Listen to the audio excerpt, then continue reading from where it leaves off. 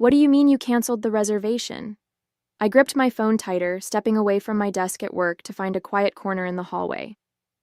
The engagement party is this Saturday. We sent out invitations weeks ago. The venue was simply too expensive, Jenna, my mother replied, her voice carrying that practiced calm she used when delivering disappointing news. Your father and I discussed it, and we just can't justify spending that much on a party. We'll find something more appropriate. Appropriate? I could feel my face flushing with anger. The Riverside Terrace was my dream venue. I've talked about having important celebrations there since I was 16. Dreams need to align with reality, dear. Now, I've been looking at some charming restaurant back rooms that would be perfectly suitable. We already put down a deposit, I interrupted. How much could you possibly be saving by canceling now? A telling pause. It's not just about the money, Jenna. It's about setting reasonable expectations for your future. With David's background, perhaps it's better to start with something more modest. The implication was clear, and it made my stomach knot. I ended the call shortly after, promising to talk about it later, while knowing the decision had already been made. My name is Jenna Whitfield, 29 years old, and despite growing up with wealthy parents in Cincinnati's exclusive Amberley Village neighborhood, I've spent my adult life proving I could make it on my own. I built a successful career in architectural design without my father's connections. I bought my own condo without touching my trust fund. And I fell in love with David Chen, a brilliant software developer who grew up with nothing but made something extraordinary of himself, even if my parents couldn't see beyond his modest clothes and unassuming demeanor. All I wanted was one day, one perfect celebration, where my worlds could come together, where David and I could announce our engagement surrounded by the people we loved, in a place that felt special. Now my parents had taken even that away, with barely a week's notice. As I walked back to my desk, my phone buzzed with a text from my sister Vanessa. Mom just told me about Riverside. So sorry, but silver lining. She's upgrading my birthday venue to make up for the family embarrassment. Isn't that great? I stared at the message, reading it 3 times before the meaning sank in. They hadn't canceled because of the cost. They'd canceled because they were embarrassed. Of David. Of our engagement. Of me. And somehow, that wasn't even the worst part. My sister's birthday was the weekend after our canceled engagement party. Growing up in the Whitfield family meant understanding that appearances mattered above all else. My father built Cincinnati's largest commercial real estate firm through connections forged on golf courses and at charity galas. My mother served on the boards of the city's most prestigious cultural institutions, ensuring our family name appeared in all the right society columns. Vanessa thrived in this environment. 2 years younger than me, she embraced the family legacy, dating only men from appropriate backgrounds and pursuing a law degree not out of passion, but because it was expected. She became the daughter my parents had always wanted, polished, predictable, and perfectly aligned with their values. I took a different path. In college, I volunteered designing community centers in underserved neighborhoods instead of joining my mother's sorority. After graduation, I declined my father's offer of a corner office at Whitfield Properties and joined a small, innovative architectural firm specializing in sustainable design. Each choice widened the gap between us, but I believed my parents respected me for forging my own way, even if they didn't understand it. Then I met David at a tech conference where I was presenting on smart building design. Unassuming in his plain button-down shirt and worn jeans, he asked the most insightful questions about integrating technology into architectural spaces. We talked for hours afterward at a nearby coffee shop. He was brilliant, kind, and refreshingly genuine, qualities I'd found in short supply within my parents' social circle. After 6 months of dating, I brought David home for dinner. The evening was tense, with my parents asking pointed questions about his education, a state school on scholarship, and his family, middle class, his father a high school teacher, his mother a nurse. My father barely concealed his disapproval when David mentioned he still drove his college car, a 15-year-old Honda that ran perfectly well. Well, at least he's resourceful, my mother had whispered to me later that night, as if frugality were an exotic trait she was trying to be open-minded about. I'd chosen to believe they just needed time to see the man I saw, to appreciate his brilliant mind and generous heart, rather than fixating on his bank account or pedigree. When David proposed 6 months later with a simple but meaningful ring he'd designed himself, my parents offered lukewarm congratulations and immediately suggested a long engagement. "Just to be sure," my father had said, "marriage is a lifetime commitment. You want to know someone completely before taking that step." What he really meant was, he hoped I'd come to my senses and find someone more suitable. In retrospect, I should have seen the warning signs. The engagement party they'd reluctantly agreed to host was never meant to actually happen. The final confirmation came 3 days after the cancellation, when I stopped by my parents' house unannounced. I'd been avoiding their calls, needing time to process my anger before confronting them. As I pulled into the curved driveway, I noticed extra cars parked outside: my aunt's Mercedes, my father's business partner's Range Rover, and my sister's BMW. I found them in the sunroom, gathered around catering samples and floral arrangements. My mother was gesturing animatedly to what appeared to be a table layout. "The riverside terrace has such lovely natural light," she was saying, "and with the head table positioned here, overlooking the river—" "What is this?" My voice cut through the cheerful chatter. 5 heads turned toward me in surprise. My mother recovered first. "Jenna, we didn't know you were coming by. We're just finalizing some details for Vanessa's birthday celebration." "At the riverside terrace." It wasn't a question. An uncomfortable silence fell. My aunt suddenly became very interested in her phone. My father's business partner murmured something about a call he needed to make and slipped out. Vanessa at least had the decency to look embarrassed. "I told Mom it was too soon after your situation, but she insisted the venue was perfect and already available." "Available because you canceled my reservation," I said, my voice eerily calm, despite the storm raging inside me. My father stood straightening his golf shirt. "Jenna, let's discuss this privately." "Why? Everyone here already knows what happened. You canceled my engagement party, claiming it was too expensive, and then booked the exact same venue for Vanessa's birthday. I'd love to hear the explanation." "It's not that simple, dear," my mother began, her society smile firmly in place. "With the guest list we've cultivated for Vanessa's event, the riverside makes perfect sense. The connections your father can foster there." "And my guests weren't important enough? My celebration wasn't worth it?" "That's not what your mother is saying," my father interjected.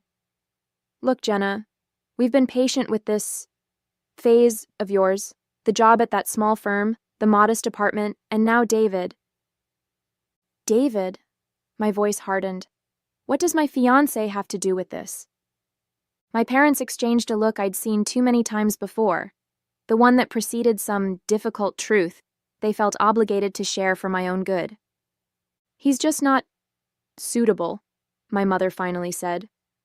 "Not for someone with your background. He's nice enough, but he has no ambition, no family connections, nothing to offer." "Except love, respect, and support," I countered. "Things that actually matter." My father sighed heavily. "Your fiancé isn't good enough for this family, Jenna. And deep down you know it. We're simply trying to save you from making a mistake you'll regret." The words landed like physical blows. I'd suspected their disapproval, but hearing it stated so bluntly shocked me to my core. In that moment, surrounded by party preparations meant for my sister but not for me, I finally saw my parents clearly, their conditional love, their shallow values, their absolute certainty that they knew best. I walked out without another word, my mind reeling. They had judged and dismissed the man I loved without ever truly knowing him. And for the first time, I wondered if they knew me either. That evening, I sat in my condo with David, tears streaming down my face as I recounted what had happened. He listened quietly, his expression more sad than angry. When I finished, he took my hands in his. "I'm sorry they hurt you," he said softly.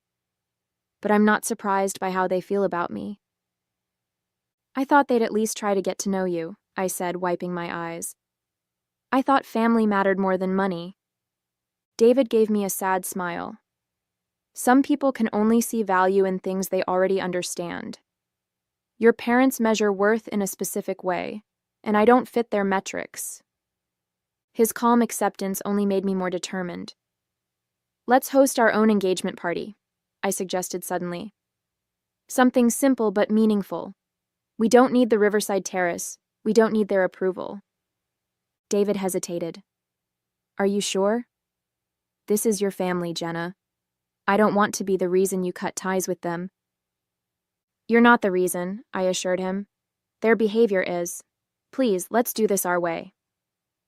Over the next 2 days, I channeled my hurt into action. I found a charming rooftop venue at a local brewery, reached out to friends, and designed digital invitations. It was coming together beautifully, a celebration that reflected who we really were, not who my parents thought we should be. Then came Friday morning, and a call from Vanessa. Mom's invited the Hendersons to my party, she said without preamble. The Hendersons? As in Jonathan Henderson's family? My stomach sank. Jonathan was Vanessa's ex-boyfriend, the son of a prominent banking family whom my parents had adored. They'd been devastated when Vanessa broke up with him last year to date Brad, a pharmaceutical sales rep they considered beneath her. Now the invitation made perfect sense. They were trying to orchestrate a reunion. She claims it's because his father is considering investing in Dad's new development, Vanessa continued. But we both know what she's doing. And get this, she told Brad the party was canceled due to family issues, but really she just didn't send him an invitation. I closed my eyes, recognizing the pattern. She's doing to you what they did to me. Not exactly, Vanessa countered. I'm their golden child, remember? They're not canceling my party. They're just trying to control who I celebrate it with. But Jenna, I'm really sorry about what they said to you. About David. It was cruel and unfair. It was the closest Vanessa had ever come to openly criticizing our parents. For a moment, I thought I'd found an ally. Why don't you and David join us at your own engagement party? Bring Brad, too, and we'll have our celebration right under their noses, I suggested, warming to the idea of this small rebellion. The line went quiet. I can't do that, she finally said. Dad's announcing my promotion to junior partner at the firm during the party. I've worked 3 years for this, Jenna. I can't jeopardize it, even for you. The familiar disappointment settled in my chest. So you'll let them manipulate your life as long as there's something in it for you? What about Brad? I'll make it up to him. Look, not all of us can afford to burn bridges with the family, Jenna. Some of us have practical considerations. After we hung up, I sat at my desk, staring at the half-finished invitations on my computer screen. Even my small act of independence felt hollow now. I could host my own party, but the people who should care most, my family, would still be across town, celebrating without me, continuing as if my feelings and choices didn't matter. David found me like that an hour later, my engagement ring glinting in the light as I twisted it around my finger, wondering if I was fighting a battle I couldn't win. Saturday morning, the day of what should have been our engagement party, I woke to find David already dressed and sipping coffee on our small balcony. I was thinking, he said when I joined him, maybe we should go to Vanessa's party. I nearly choked on my first sip of coffee. What? Why would we subject ourselves to that? Because running away and hosting our own party feels like admitting they've won, he said thoughtfully. But showing up, being ourselves, not letting them dictate our actions, that's standing our ground. They'll be horrible to you, I warned. They'll make snide comments and treat you like you're invisible. David shrugged. They already think I'm not good enough. What's the worst that could happen? By the time we arrived at the Riverside Terrace that evening, I'd worked myself into such a state of anxiety that my hands were shaking. The venue was stunning. Floor-to-ceiling windows overlooking the Ohio River, crystal chandeliers casting a warm glow over elegant table settings, Flower arrangements that probably cost more than my monthly rent.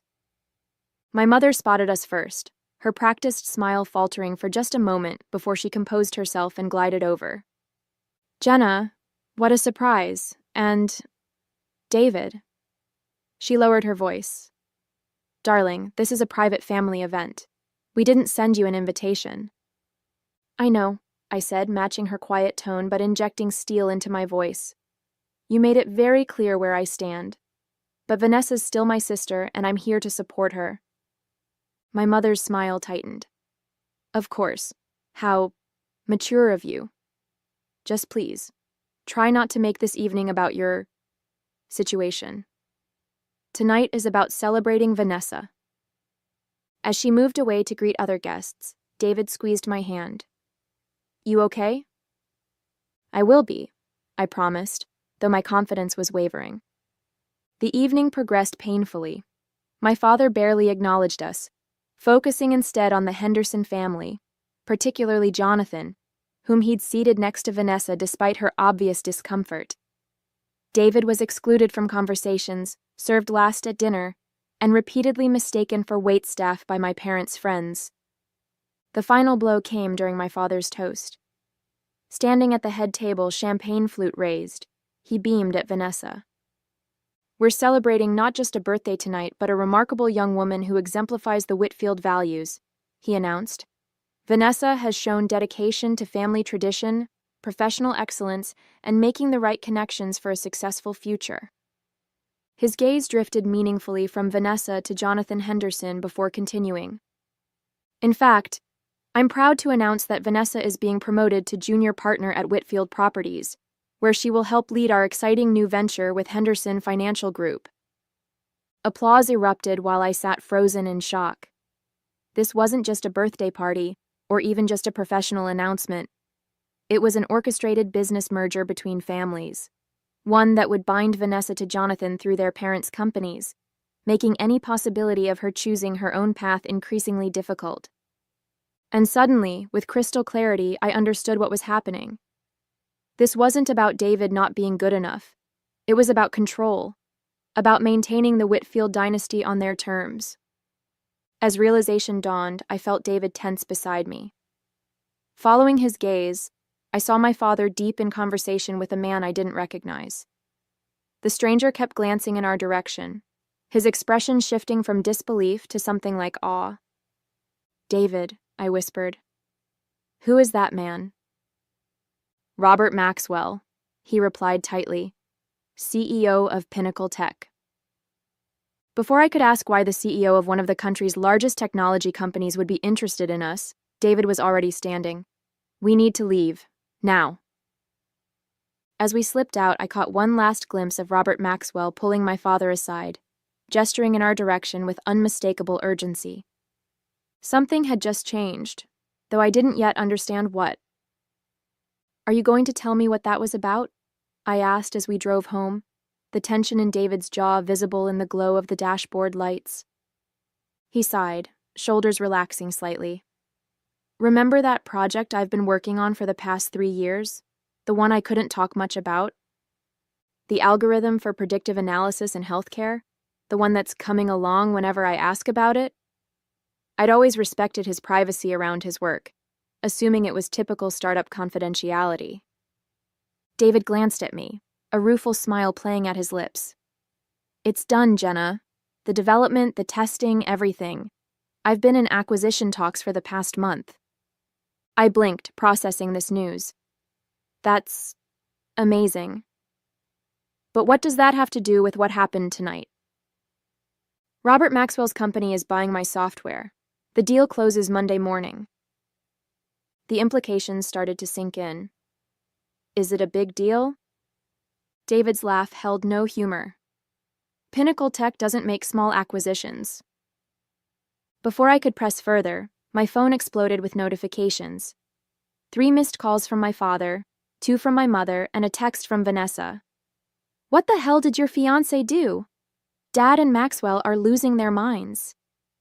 I showed David the text. "Care to fill me in on the rest?" When we reached home, David pulled out his laptop and showed me the press release scheduled for Monday morning. My eyes widened as I read. Pinnacle Tech acquires BioPredict for $175 million. $175 million? I gasped, looking up from the screen. David, this is life-changing, he acknowledged.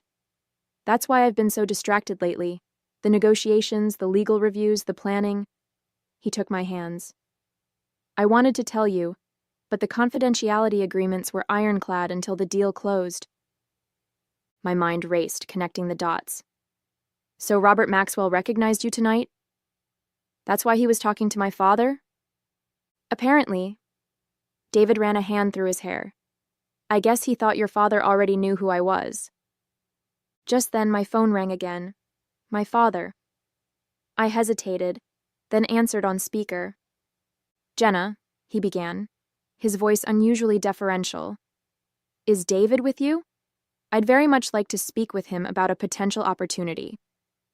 It's nearly midnight, Dad, I replied, my voice cool. What opportunity could possibly be so urgent? A pause. Robert Maxwell mentioned that David's company has developed some extraordinary healthcare technology. Whitfield Properties is expanding into the medical office sector, and we'd be very interested in discussing potential collaborations. The audacity was breathtaking. Hours ago, my father couldn't be bothered to acknowledge David's existence. Now, sensing a business opportunity, he was falling over himself to connect. Actually, I said, a plan forming in my mind, we'd love to discuss this further. How about brunch tomorrow? Say, 11 a.m. at the Riverside Terrace. My father readily agreed, promising to make the arrangements immediately. After hanging up, David looked at me questioningly. The Riverside Terrace? Are you sure? Absolutely, I said, my determination growing stronger. If they want to talk business with you, they can do it where our engagement party should have been, and they can face exactly who you are, not who they assumed you were. David smiled, but his expression remained concerned. Jenna, I never wanted my work or money to matter in our relationship. That's why I drive an old car and wear simple clothes. I wanted to be valued for my ideas, not my bank account. And I do value you for that, I assured him. But tomorrow isn't about the money. It's about showing my parents the consequences of judging people based on appearances, and about reclaiming our dignity on our own terms. As we prepared for bed, my phone buzzed with a text from my father. Brunch confirmed. Riverside Terrace, private room. Looking forward to discussing this exciting opportunity with David. The stage was set for our own version of justice. The Riverside Terrace looked different in daylight, less imposing, more transparent. Sunlight streamed through the windows, casting long rectangles of light across the polished floors. No hiding in shadows today. My parents arrived first, dressed in their Sunday best, faces carefully arranged in welcoming expressions. Vanessa came too, curiosity apparently overriding her embarrassment. She'd brought Brad along, a small act of defiance I quietly appreciated. David and I entered last. He wore the same simple button-down shirt and jeans he'd worn when we first met, a deliberate choice we'd discussed that morning. I dressed professionally but modestly. Architect Jenna, not Whitfield heiress Jenna. David, wonderful to see you again, my father boomed, extending his hand with newfound enthusiasm. Robert Maxwell speaks very highly of your work. Very highly indeed. Thank you for arranging this, David replied politely, his demeanor unchanged from every other interaction with my parents, respectful but unimpressed by their status. We settled at the table, mimosas and coffee appeared, and my father launched into an obviously rehearsed speech about exciting synergies and mutual opportunities. My mother nodded along, occasionally touching David's arm to emphasize a point, the same David she couldn't be bothered to speak to directly a week earlier. When my father finally paused for breath, I placed a folder on the table, a copy of the acquisition documents David had shown me, with his permission. Before we go further, I said calmly, I think we should be clear about what we're discussing. I opened the folder, turning it to face my parents. David isn't just developing healthcare technology. He founded BioPredict, which Pinnacle Tech is acquiring tomorrow for $175 million. My father's face went pale as he scanned the document. My mother's smile froze, her eyes darting between David and the paper. I believe, I continued, that Whitfield Properties actually approached Pinnacle last year about partnering on their medical campus, and were declined. Isn't that right, Dad? The silence that followed was deafening. My father cleared his throat, composure slipping for perhaps the first time in his professional life. I wasn't aware of the scale of David's involvement, he admitted. This is certainly impressive. My mother recovered more quickly. David, you should have told us. All this time we thought... She trailed off, realizing there was no acceptable way to finish that sentence. Thought what? I prompted. That he wasn't good enough because he drives an old Honda? Because he doesn't flash his wealth or connections? Vanessa was staring at David with new eyes. Wait, BioPredict? Brad applied for a position there last year. They're incredibly selective. Brad nodded, looking sheepish. I didn't get past the second interview. Too many qualified candidates. David hires people based on their skills and character, I explained. Not their pedigree or connections. Novel concept, isn't it? The implications were sinking in. The man they'd dismissed, the engagement they'd tried to undermine, the celebrations they'd canceled, all based on assumptions about worth that were both wrong and shallow. We obviously misjudged the situation, my father said stiffly. Perhaps we could start fresh, host a proper engagement party for you both. At the Riverside, of course, no expense spared. I looked at David, who gave me a small nod of support. That won't be necessary, I said. We're having our celebration next Saturday at the Mill Creek Brewery rooftop. Simple, meaningful, with people who've supported us all along. Rising from my seat, I continued. I didn't come here for apologies or to change your minds about what matters. I came so you would understand what you lost with your judgment. Not just a successful son-in-law, but a daughter who needed you to see beyond your own narrow definition of value. Taking David's hand, I walked out of the Riverside Terrace for the second and final time, leaving my parents to contemplate the true cost of their superficial standards.